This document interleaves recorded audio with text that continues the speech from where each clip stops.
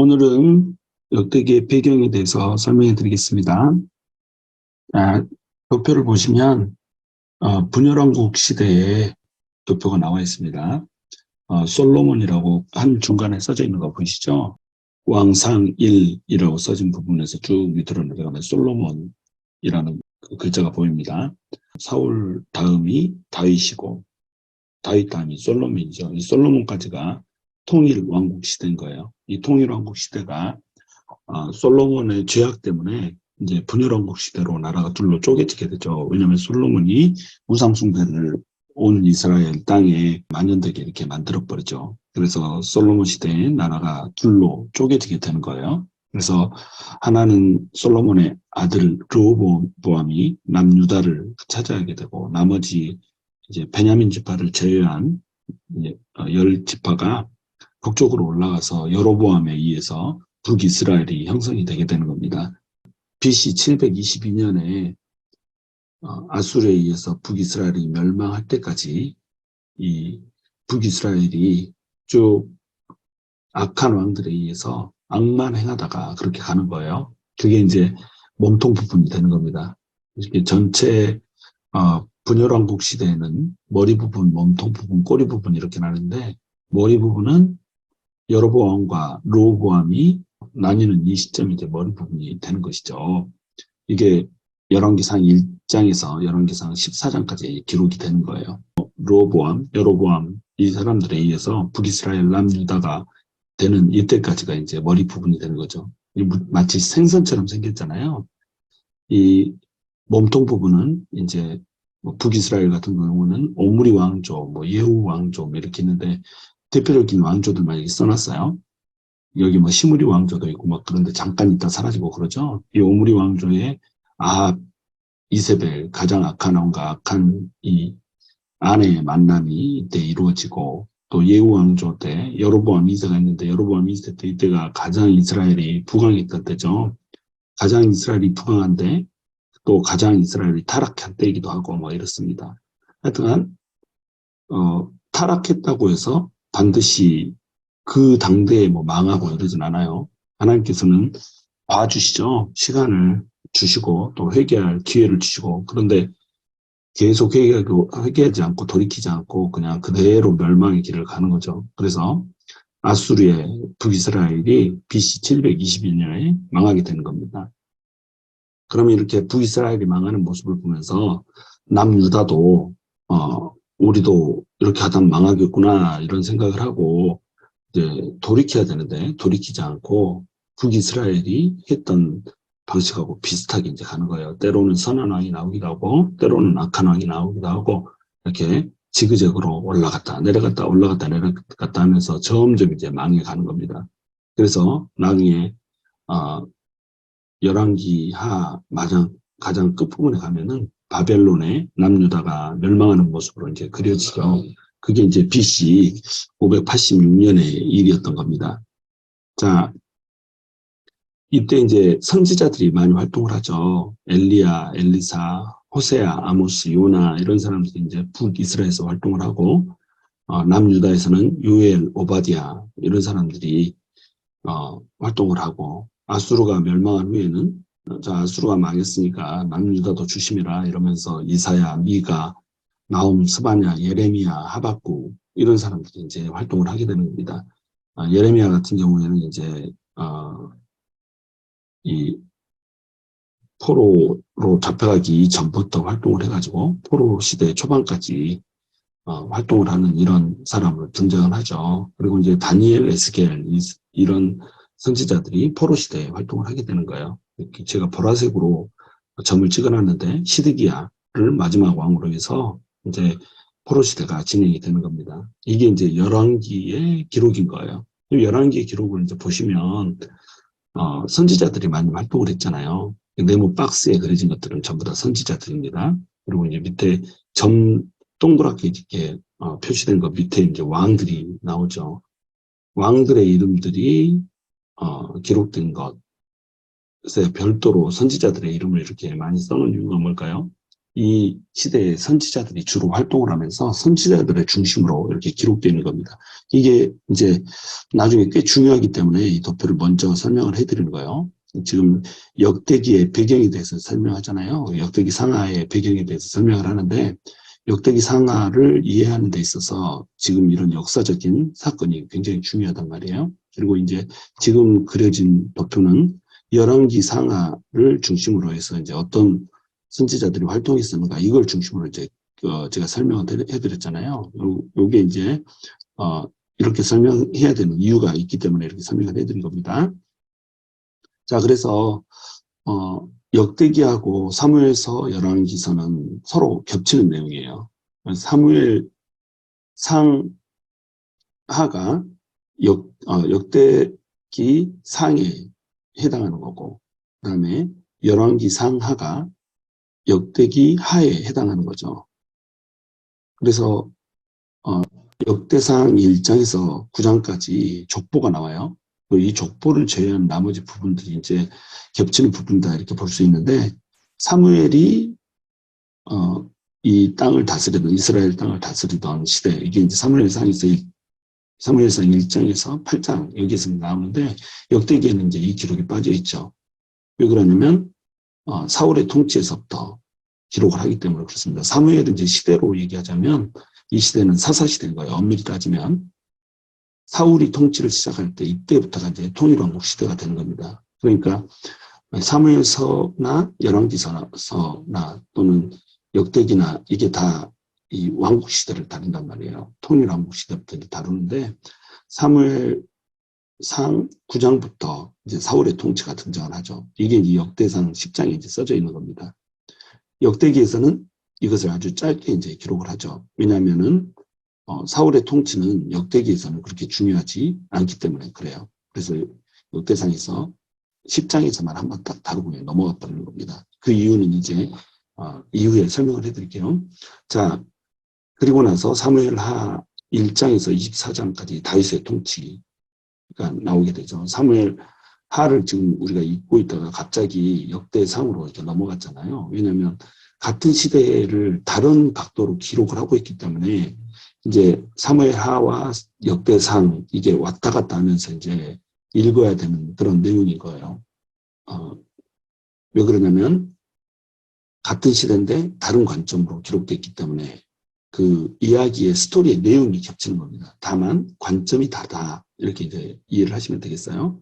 그리고 솔로몬이 통치하는 그 시대를 다룬 것이 열왕기 상에서 상 1장에서 11장까지라면 역대하 1장에서 9장까지 이게 이제 그 솔로몬의 통치 기록이 되는 거죠. 자, 여기에서부터 이제 분열왕국 머리가 시작된다고 그랬죠. 솔로몬 통치하고 나서 이때 이제 왕국이 분열이 되는 겁니다. 왜냐하면 솔로몬이 되게 잘못했거든요. 그래서 이 다윗의 통치까지가 사무엘 상하의 내용이고 이제 열왕기 상하의 내용은 솔로몬에서부터 이스라엘이 남유다랑 북이스라엘이랑 갈라지고 두 왕국이 망할 때까지 전체 내용 이것을 이제 왕상과 왕하에서 다루는 거예요.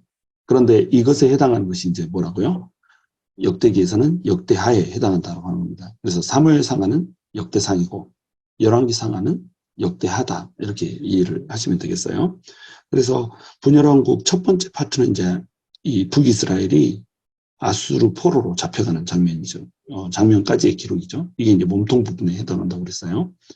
그리고 분열왕국의 두 번째 이야기는 이제 꼬리 부분, 아까 물고기 그림의 그 꼬리 부분에 해당하는데 그 꼬리 부분이 이제 뭐냐면 바벨론의 포로로 잡혀가기까지의 아수르 포로로 북이스라엘이 잡혀간 때로부터 남유다가 바벨론의 포로로 잡혀가서 완전히 이제 이스라엘이 멸망할 때까지의 이야기. 이게 이제 분열왕국의 두 번째 파트의 이야기가 되는 겁니다. 그리고 나서 바벨론으로부터 이제 귀환을 하게 되죠. 이 바벨론으로부터 귀환하는 그 시점의 이야기가 이제 역대하 36장에 기록이 되어 있는 겁니다. 그래서 그 역사적인 배경을 다루는 것을 보시면 사무엘서하고 열왕기는 북왕국과 남왕국을 둘 다 다뤄요. 근데 역대기에서는 남왕국만 다루게 되는 거죠. 그 이유도 이후에 설명합니다. 그리고 사무엘서하고 열왕기에서는 왕이 선지자 그리고 고발과 경고 이것을 다루게 되고, 그다음에 역대기에서는 성전 제사장 남은 자들을 격려하는 것 이것을 다루게 되고, 또 역사의 대부분 다루는 내용은 백성과 정치에 관한 이야기 그리고 많은 전쟁에 관한 이야기를 이유가 없이 이제 다루게 되고, 역대기에서는 성스러운 이야기, 정통성이 살아날 수만 날 수 있는 그런 이야기를 중심으로 이제 기록을 해놓는 겁니다. 자, 이런 기록들이 지금 설명할 때는 잘 무슨 말인지 이해를 못할 거예요. 지금 제가 좀 더 이제 설명을 해드리면 이제 그 다음 것들이 이해가 될 겁니다. 자, 역대상 1장에서 9장까지를 보시면 족보가 나와요. 1장에서 9장이 통째로 다 족보거든요. 성경에서 가장 긴 족보죠. 그냥 아담에서부터 시작해가지고 쭉 이스라엘 전 족보를 다 다루고 있는 그런 내용이 역대상 1장에서 9장까지의 내용입니다. 그러니까 뭐 우리가 창세기 족보를 읽다가도 뭐 졸립네 어쩌네 하고 마태복음의 족보를 읽으면서도 졸립네 어쩌네 하지만 역대상에 가면 거의 무덤이죠. 그냥 죽음 수준으로 이렇게 족보가 등장하라는데 왜 그렇게 이렇게 족보에 집착할 수밖에 없었는가, 이걸 이제 우리가 알아야 된단 말이에요. 자, 이 역대상이 기록된 시점이 이제 중요한 겁니다. 이 역대상이 기록된 시점은 바벨론 포로로 잡혀갔다가 돌아온 이후에 이제 기록이 된 거예요. 그러면 바벨론 포로로 잡혀갔다 왔던 사람들은 왜 돌아왔을까요? 바벨론에서 이스라엘로 돌아와서 이스라엘을 다시 재건하겠다 이런 목적으로 돌아왔을 거 아니에요. 그러면 먼저 생각해 봐야 될 게 뭐겠어요? 재건을 하면 뭐하나, 재건하면 다시 망할 수도 있지 않겠나, 이런 게 이제 이 주요 이슈가 되는 겁니다. 그럼 재건하고 나면 어떻게 하면 다시 망하지 않겠는가, 이런 생각을 하게 되는 거예요. 그럼 다시 망하지 않기 위해서 우리는 어떻게 살아야 되는가, 그러려면 왜 망했는가 이거를 알아야 되겠잖아요. 왜 망했는가를 알고 나면 이제 망하지 않기 위해서 거룩하게 살아야겠다, 이렇게 이야기가 흐른다는 거죠. 그러면 거룩하게 살려면 거룩한 백성으로 살기 위해 어떤 사람들이 이 나라를 세울 자격을 갖췄는가, 이런 것들을 따져야 되는 겁니다. 그러니까 족보에 그렇게 집착할 수밖에 없었던 거예요. 자, 이 사람들만이 진짜로 이스라엘을 재건하는 주축이 되고 정말 참 이스라엘이다, 이런 얘기를 해주고자 하는 거죠. 그래서 우리가 이제 기억해야 되는 게 뭐냐면, 바벨론 포로로부터 이스라엘로 귀환을 하게 되는데, 이 바벨론 포로로부터 귀환을 제2의 출애굽이라고 불러요. 바벨론에서부터 이스라엘로 돌아오는 거니까 거의 출애굽하고 똑같죠. 제2의 출애굽이죠. 그런데 두 개의 차이가 있어요. 출애굽 시대에는 이 애굽에서 노예로 어마어마한 고통을 당했잖아요. 그래서 고통으로부터의 귀환이었단 말이죠. 그런데 바벨론 포로로부터 돌아오는 이 제2의 출애굽은 고통으로부터의 귀환이 아니었어요. 오히려 풍요로웠단 말이죠. 왜냐하면 이 바벨론의 정책 자체가 포용과 융화 정책이었거든요. 그래서 이 타국에서 온 사람들도 인재라고 하면은 등용을 하는 겁니다. 예를 들어서 다니엘과 세 친구들, 뭐 그 사람들이 전부 다 이렇게 천한 사람들이 아니었단 말이에요. 이스라엘에서 잡혀간 사람들이 다 잡혀간 게 아니고 귀인들이 잡혀갔던 겁니다. 그래서 일종의 이제 인질 개념인 거죠. 그런 사람들이 잡혀갔기 때문에 그런 사람들 중에서 인재가 있으면 그 사람들을 도용을 하는 거죠. 등용을 하는 거죠. 도용이 아니라 등용을 시켜주는 거죠. 그래서 다니엘도 뭐 거의 2인자 자리에 올라가고, 세 친구들도 도지사 뭐 급에 해당하는 그런 자리에 올라가고 막 이렇게 되잖아요.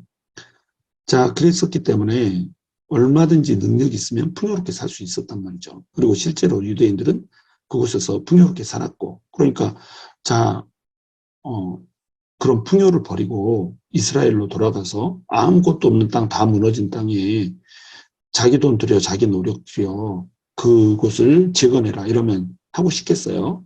그러니까 많이 돌아가지 않았던 겁니다.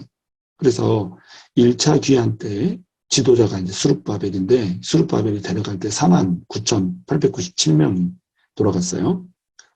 그리고 2차 귀환 때 에스라가 데려갔는데 그때는 1,754명이 갔죠. 그리고 3차 귀환 때 느헤미야가 데려갔는데 42,360명이 가고 이렇게 해서 돌아간 겁니다.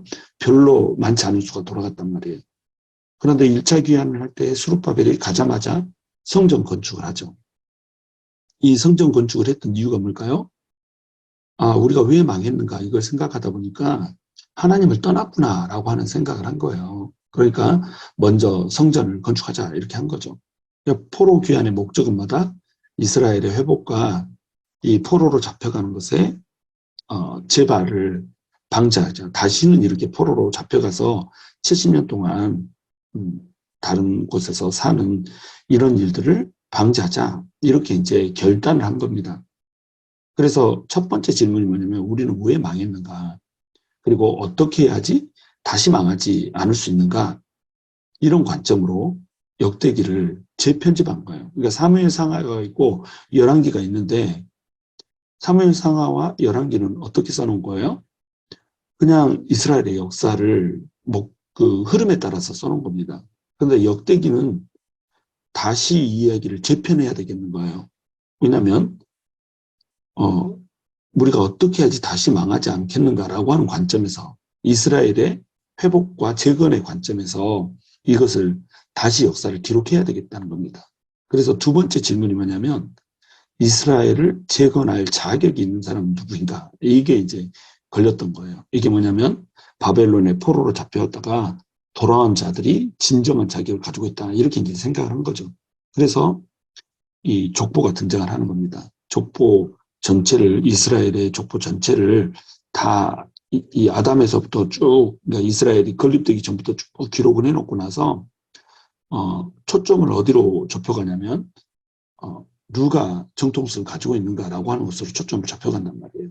그래서 남유다만이 정통성이 있다 이렇게 이제 생각을 하면서 기록을 한 거죠. 그래서 아까 도표에서 설명했지만 이 역사적 배경이 되는 이야기들이 이 북왕국과 남왕국에 대해서 열왕기 상하에서 다 다뤘단 말이에요. 근데 역대하에서는 남왕국의 이야기만 다룬 겁니다. 자, 그래서 남유다만이 정통성이 있다. 다윗 왕가만이 정통성이 있다. 이렇게 이제 기록을 하는 거예요. 그리고 남유다만이 이 정통성이 있는데 그 정통성이 있는 사람들이 바벨론의 포로로 잡혀갔다 돌아온 자들만 진정한 자격이 있다 이렇게 해놨고 또 그렇게 그 사람들 중심으로 이제 나라를 다시 세워야 되기 때문에 이 사람들은 어떤 사람이어야 되겠어요? 성전 중심으로 살아야 되는 사람인 겁니다. 그런데 망하기 전에도 성전은 있었잖아요.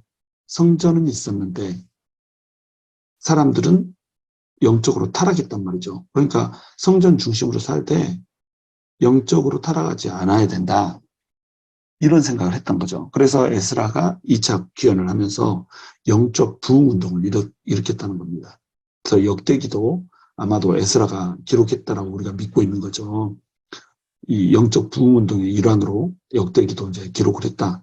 이렇게 이제 생각을 하면 되겠어요. 그리고 3차 귀환 때 느헤미야가 오는데 성전을 건축하고 영적 부흥을 했어도 예루살렘이 다시 무너지지 않기 위해서는 예루살렘이 나라의 한 수도로서의 그런 이 위용을 갖춰야 되지 않는가 이렇게 가지고 예루살렘의 성벽을 건축을 하는 겁니다. 에스라는 학사였고 느헤미야는 정치가였잖아요. 술 관원장이었기 때문에 이 정치하는 사람이었단 말이죠. 뭐 술 관원장이라고 그러니까 무슨 술상무처럼 이렇게 생각하면 안 돼요. 왕의 이 궁중으로 들어가는 모든 그 술들을 전부 다 관장했기 때문에 굉장히 높은 사람이었던 겁니다. 자, 그래서 이 느헤미야가 성벽 건축을 하고 이렇게 함으로써 이제 이 이스라엘의 재건이 완성이 되는 이런 이야기가 되는 거죠. 자, 그래서 우리가 이 열왕기서 그리고 사무엘서 이 이야기를 역대기서에서 다시 해주고 있는데 사관이 달라요. 관점이 다른다는 거죠. 이 관점이 신명기 사관과 역대기 사관이 있는 겁니다. 이것을 알아야 왜 역대기를 다시 기록했는지 이것을 이해할 수가 있는 거예요. 그리고 왜 역대기하고 사무엘상하에 나오는 내용, 열왕기서에 나오는 내용이 약간의 차이들을 가지는지 이런 것들을 여러분 이해를 할 수가 있다고 하는 겁니다. 자, 신명기 사관에 해당하는 역사서가 구약 역사서 중에 신명기 이후에 나오는 책들, 여호수아, 사사기, 사무엘, 상하, 열왕기 상하, 이게 이제 신명기 사관에 의해서 기록돼 있어요.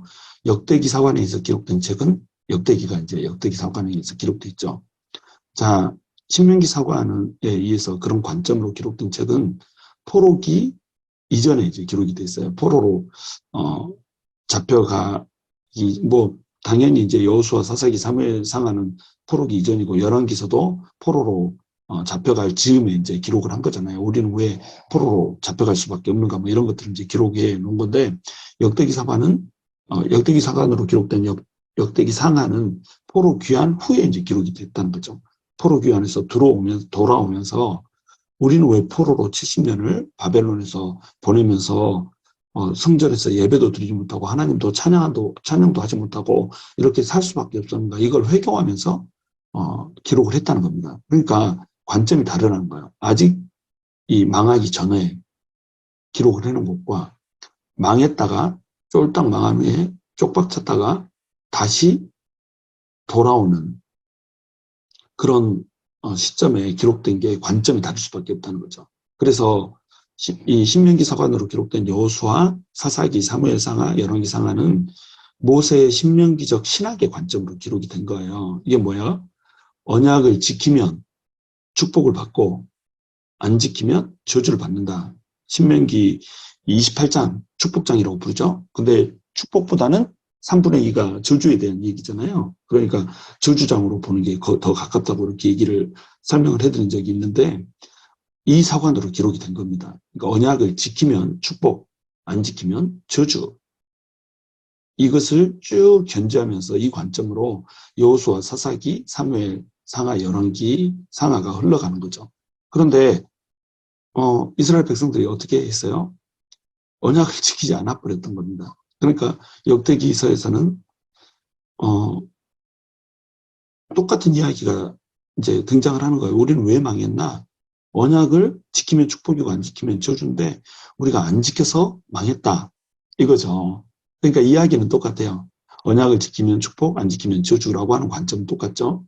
그런데 이제 망하고 나서 돌아온 후에 기록해 놓은 거이기 때문에 다시 멸망하지 말자, 우리 똑바로 살자라고 하는 관점으로 이제 기록이 됐다는 겁니다. 거기서 이제 또 차이가 나타나는 거죠. 우리는 언약을 지키지 않았기 때문에 망했다. 이제는 언약을 똑바로 지키며 살자. 이런 관점으로 이제 써놨다는 겁니다. 자, 그래서 신명기 사관은 선지자적이에요. 그래서 열왕기서는 선지자들이 중심이 돼서 써져 있다고 그랬죠. 열왕기 상하 보시면은 엘리야하고 엘리사 이야기가 이제 중심을 이루면서 써지잖아요. 그렇게 되는 이유가 뭐냐면 선지자적 관점에서 써졌기 때문이라는 겁니다. 선지자적 관점이라는 건 뭔가요? 하나님께서 선지자들을 왜 보내시죠? 하나님께서 선지자들을 보내시는 이유가 뭐냐면 하나님의 말씀을 선포하기 위해서 보내신단 말이에요. 하나님의 말씀을 왜 선포하는 거죠? 너네가 똑바로 살아라. 똑바로 살지 못하면 망한다. 경고를 주는 거예요. 엘리야 때도 엘리사 때도 호세아 때도 아모스 때도 요나 때도 어때요? 너네 똑바로 안 살면 이러다가 망해. 이 이야기를 계속 해주는 거예요. 이게 이제 선지자적 관점이라는 겁니다. 남유다의 얘기도 마찬가지죠. 요엘, 오바댜, 이사야, 미가, 나훔, 스바냐, 예레미야, 하박국 이런 사람들이 하는 얘기가 뭔가요? 다 너네 이러다 망해. 이러다 땅에서 쫓겨나. 계속 이 얘기를 해주는 거잖아요. 돌이켜야 돼. 이게 이제 선지자적 관점이 되는 겁니다. 그래서 선지자적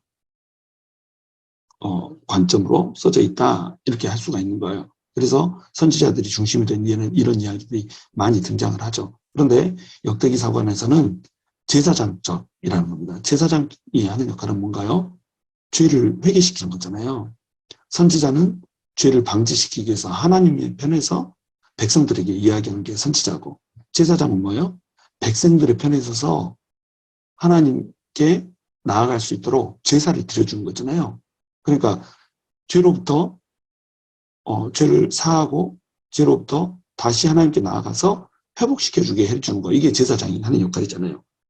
죄 지었지 말아라. 선지자가 말했는데 죄를 지어버렸어요. 그러면 제사장은 아이고 죄를 용서해 주십시오. 그러고 양의 피를 내가지고 피 뿌리고 다시 죄를 사한 다음에 하나님 앞에 설 수 있게 이렇게 만들어준단 말이에요. 이게 제사장이에요. 그러니까 역대기 사관은 제사장적 사관이라는 겁니다. 회복이 되는 거예요. 하나님이 회복을 시켜준 거예요. 그리고 재건을 시켜준 겁니다. 그래서 죄를 사해야 되는 거죠. 70년 동안 죄를 이제 계속 묵상을 했고 우리는 우리의 죄를 전부 다 돌이키고 회개를 해야 된다. 이렇게 해서 영적 부흥을 한 거 아니에요. 영적 부흥 운동을. 그게 이제 에스라가 했던 영적 부흥 운동인 거예요. 그러니까 여기 도표에 보시면 강조점이 왕이 선지자, 고발과 경고 이게 이제 강조점이 되는 거예요. 그런데 역대기서에서의 강조점은 뭐죠? 성전.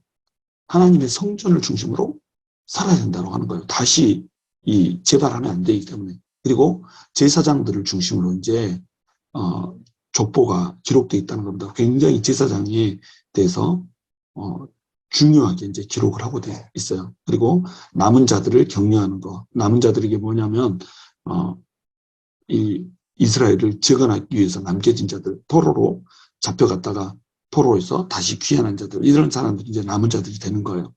그러다 보니까 역사는 어떻게 기록을 해야 되겠어요? 열왕기 상하나 사무엘서 상하에서는 백성과 정치에 대해서 그리고 많은 전쟁들에서 다 그대로 이제 역사로서 기록을 하는 겁니다. 근데 역대기에서는 어때요? 골라서 기록을 했단 말이에요. 누가 진정으로 의미 있는 장가. 그러다 보니까 이제 배경도 북왕국과 남왕국을 다 다룬 것이 사무엘사 열왕기서지만 역대기에서는 남왕국만 다뤘다는 겁니다. 북왕국은 정통성이 없다는 거예요. 자, 여기 보시면 파란색으로 써져 있죠? 솔로몬, 르호보암, 여호사밧, 여호람, 히스기야, 이 파란색으로 써진 왕들, 이 왕들이 바로 뭐예요? 이 다윗의 왕가입니다. 다윗, 솔로몬, 르호보암 이런 식으로 이루어지는 거예요. 그러니까 다윗 왕가만 정통성이 있다 이 얘기예요. 그러면 사울 왕가는 정통성이 있을까요? 없을까요? 없죠. 그러니까 역대기 10장에서 간단하게 한 장으로 쭉 다루고 넘어가 버린 겁니다. 정통성이 없으니까. 그리고 이제 여로보암으로 이어지는 그 북이스라엘의 왕조는 아예 다루지를 않았단 말이죠. 이것은 이 이스라엘을 재건하는 데 필요한 역사가 아니라는 거죠. 그런 관점에서 이제 역대기서가 써져 있다는 거예요. 그러니까 남왕국만 다루고 있다라고 하는 거죠. 자, 그래서 이 신명기 사관에서 기록된 방금 그 역사서들은 성전이 무너진 이유에 대해서 얘기하고 있어요. 저 성전을 세워놨는데 성전이 왜 무너졌냐?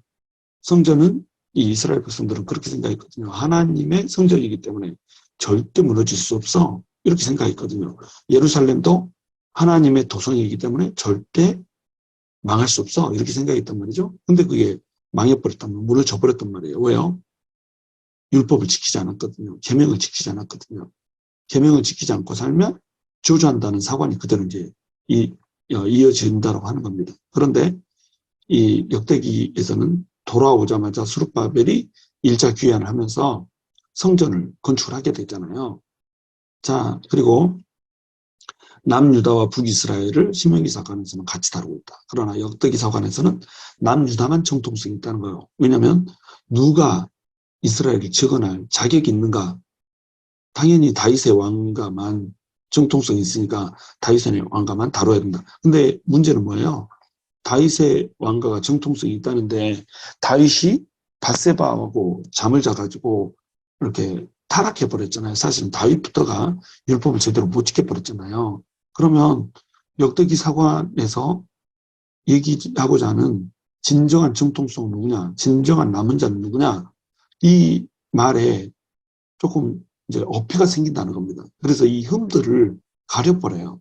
그래서 신명기 사관에서는 다윗과 밧세바 사건이 그대로 여과 없이 기록되어 있지만 역대기 사관에서는 어떻다?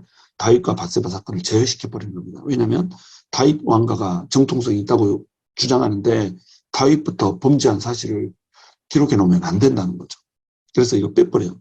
그리고 신명기 사관에서는 이제 나중에 므낫세가 거의 이 남유다가 망하게 되는데 결정적인 역할을 하는 거잖아요.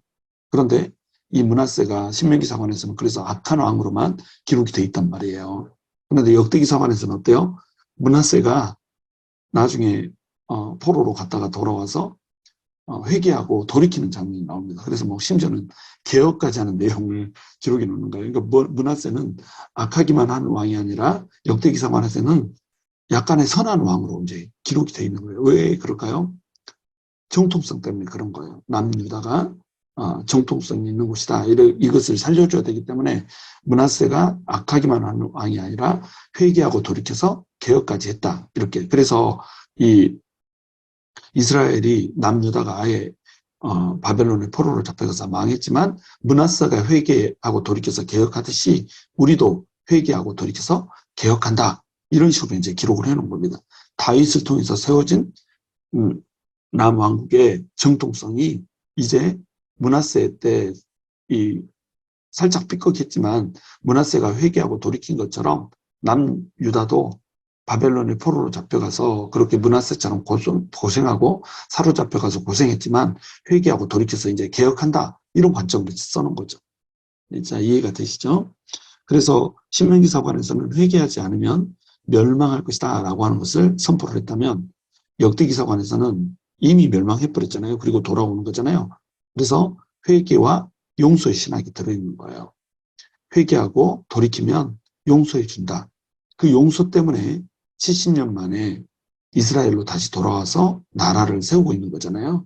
그래서 용서와 회개와 용서가 강조되고 있는 것이 역대기 사관이다.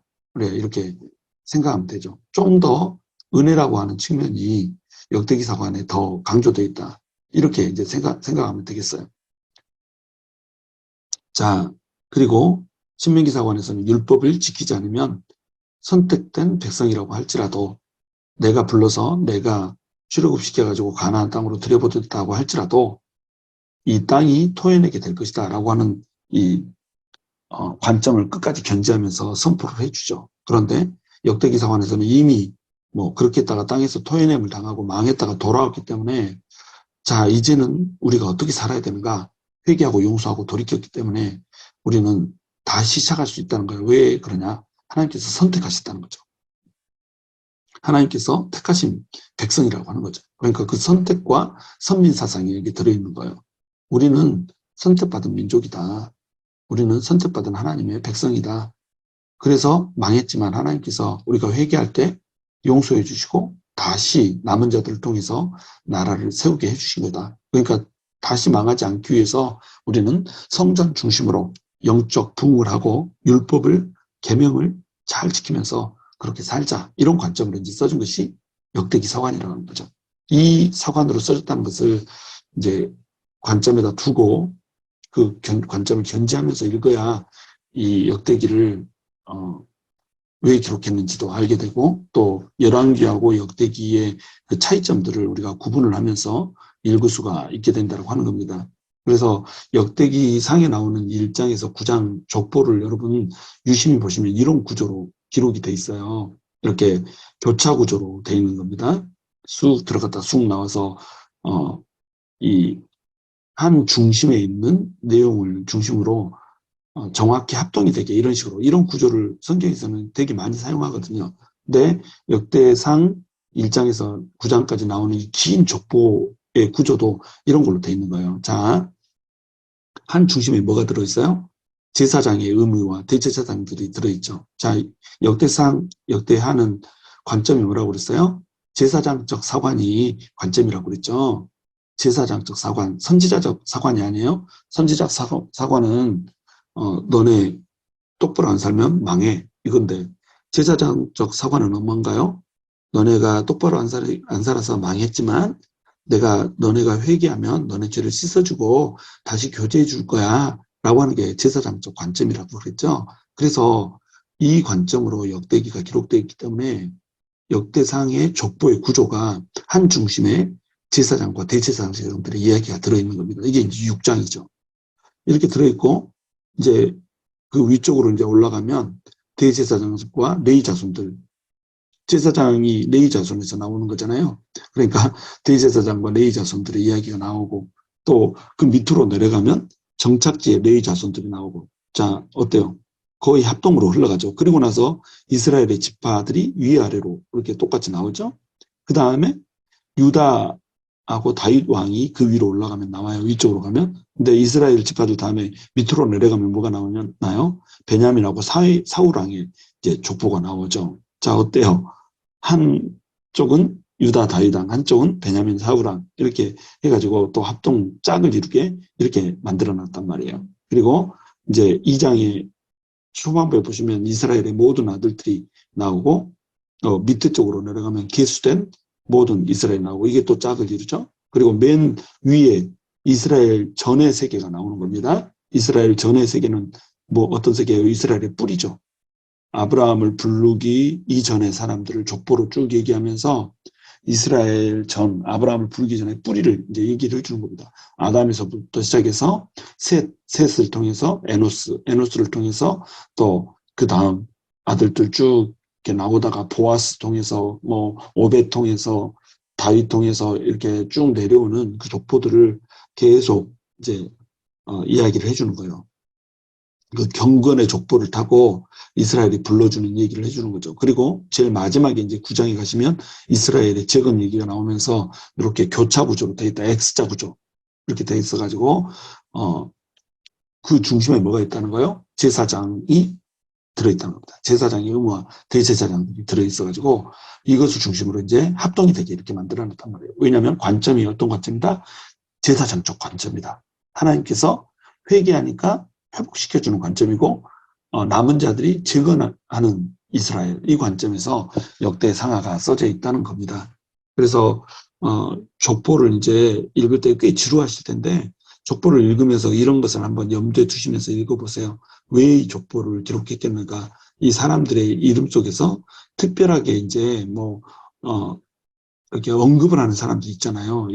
예를 들면 뭐 벨렉 때에 땅이 갈라졌더라라고 하는 부분들이랄지 뭐 아브라함을 불렀는데 아브라함의 아들들 뭐 이스마엘 그다음에 그두라의 이 첩 그두라에게서 나온 아들들 그다음에 이 이스라엘에게서 나온 아들들 다루고 뭐 이런 내용들이 있잖아요. 특별하게 이제 이 주지를 시키면서 나오는 내용들이 있단 말이에요. 그 내용들을 왜 이렇게 기록을 했겠는가라고 하는 것을 잘 보면서 한번 살펴보시면 이 족보를 기록한 그런 의도 이런 것들을 좀 살필 수가 있단 말이에요. 그렇게 해서 읽어야지 이게 족보를 읽으면서 졸립지 않지. 안 그러면 아이고 이 이름들이 도대체 무슨 상관이 있더니 이러고 읽으면 맨날 읽어도 이제 그게 어떤 의미로 다가오지 않는 겁니다. 그래서 오늘은 이제 여기까지 하고 다음 시간에는 족보에 등장하는 어떤 특기 사항들 우리가 꼭 그 족보에서 좀 살펴보고 넘어가야 되는 내용들 이런 내용들을 1장부터 9장까지 짚어보고 넘어가면서 우리가 묵상할 수 있도록 그렇게 할 수 있도록 하겠습니다. 자, 여러분 어떠십니까? 신명기 사관과 또 역대기 사관을 오늘 공부했는데 우리가 신학교에 다니는 건 아니기 때문에 아주 자세하게 다루진 않았어요. 대충 어떤 의미인지 대충 어떤 관점으로 쓰여졌는지 이런 것들 아주 이제 표면적으로 피상적으로 이렇게 살펴봤는데 그걸 살펴보면 하나님의 그 마음이 좀 느껴지지 않으세요? 하나님이 어떻게 해서든지 우리가 망하지 않기를 원해서 선지자들을 보내주고 선지자들이 다 너네 이러다가 망한다 다 경고해주고 이렇게 해가지고 하는데도 백성들이 제대로 살지 못하잖아요. 그러니까 또 하나님이 70년 그 시절을 보내고 나면 다시 돌아가게 해주잖아요. 다시 돌아가는 그 상황에서 어떻게 되나요? 다시 돌아가는 상황에서는 회개하고 돌이키니까 하나님께서 나라를 재건해주는 이런 장면으로 나온단 말이죠. 이게 이 시대에 무슨 신명기 사관, 역대기 사관 해가지고 이스라엘의 역사에 국한되는 얘기가 아니란 말이에요. 이 얘기는 바로 우리의 얘기죠. 하나님께서 예수 그리스도 우리에게 보내주시고 예수님의 피로 우리를 선택한 우리가 선민이란 말이에요. 우리는 선택된 백성입니다. 태초 이전에 택정된 백성이죠. 근데 이 태초 이전에 택정된 백성이 그리스도의 계명대로 하나님의 말씀대로 살아야 되지 않겠어요? 근데 그 말씀대로 살지 않다 보니까 하나님을 떠나 살다 보니까 어때요? 은혜 밖에서 살다가 쫄딱 망해가고 이렇잖아요. 그럴 때라도 하나님께서는 우리가 회개하고 돌이키면 제사장이신 우리 예수님께서 우리를 위해서 제사를 다 드려주셨기 때문에 우리가 다시 회복하고 다시 하나님의 아들로 다시 하나님의 딸로 그렇게 살아갈 수 있다는 거예요. 하나님은 선지자가 되셔서 우리에게 말씀을 선포해 줄 그리고 우리에게 어떻게 살아야 될지 가르쳐 줄 예수님을 보내주셨을 뿐만 아니라 또한 제사장이 되셔서 우리의 모든 죄를 사해주고 우리가 다시 하나님 앞에 설 수 있는 길을 열어주신 그런 예수님을 또 주셨단 말이에요. 선지자이면서 제사장이신 예수 그리스도를 우리에게 주신 겁니다. 우리는 어떻게 살아야 되겠어요? 선지자적 역할을 하시는 예수 그리스도의 계명대로 따라 살고 또 때로 그렇게 살지 못해서 무너졌다 할지라도 제사장이신 예수 그리스도 그분의 우리를 위해 드려주신 그 피로 말미암아서 우리 회개하고 다시 한번 하나님의 그 은혜의 보좌 앞에 서서 정말로 하나님의 자녀답게 거룩하고 또 성결하게 이렇게 살아내려는 노력들을 지속적으로 하면서 우리가 이렇게 살아야 될 거라고 하는 겁니다. 저와 여러분이 정말로 하나님의 이 깊은 사랑, 우리가 하나님 앞에 죄 짓지 않고 살기를 원하는 그 하나님의 마음, 이런 것들을 다 깨닫고 또 죄를 지었을지라도 돌이킬 수 있는 길을 열어주신 그 하나님의 사랑, 이것을 또 깨닫고 하나님의 자녀답게 늘 하나님 앞에서 성결하게 서려고 몸부림치면서 살아가는 우리들 될 수 있기를, 그리고 그 하나님의 사랑과 은혜를 늘 우리의 심령 가운데 잊지 않고 충만하게 채우면서 살아갈 수 있게 되기를 주님의 이름으로 축원합니다.